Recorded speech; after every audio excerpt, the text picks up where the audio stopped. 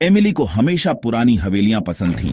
उनकी दीवारों में छिपी कहानियां, लकड़ी की सीढ़ियों की चरमराहट और धूल भरे फर्नीचर का रहस्य।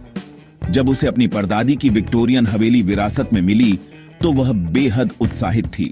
हवेली किसी भूतिया कहानी से कम नहीं थी। ऊंचे गुंबद, दीवारों पर चढ़ती बेलें और एक भव्य सीढ़ी जो हर कदम पर मानो किसी अनदेखी शक्ति की मौजूदगी को महसूस कराती थी। शुरुआती कुछ रातें शांत बीती, लेकिन फिर फुसफुसाहटें शुरू हो गईं। रात के सन्नाटे में जब वह अपने बिस्तर पर लेटी होती तो उसे किसी की धीमी धीमी बातें सुनाई देती। पहले पहल उसने सोचा कि यह खिड़कियों से आती हवा की सरसराहट होगी, लेकिन धीरे धीरे आवाजें स्पष्ट होने लगी। कुछ रातों में तो वे उसका नाम पुकारने लगी। एक रात हिम्मत करके उसने अपने फोन से गलियारे की रिकॉर्डिंग करने का फैसला किया। सुबह जब उसने रिकॉर्डिंग चलाई तो उसकी रीढ़ में सिहरन दौड़ गई।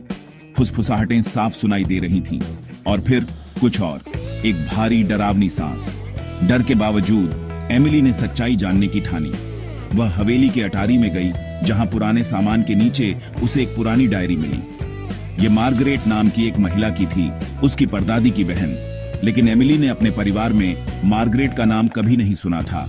डायरी के पन्ने पलटते ही एमिली के हाथ कांपने लगे।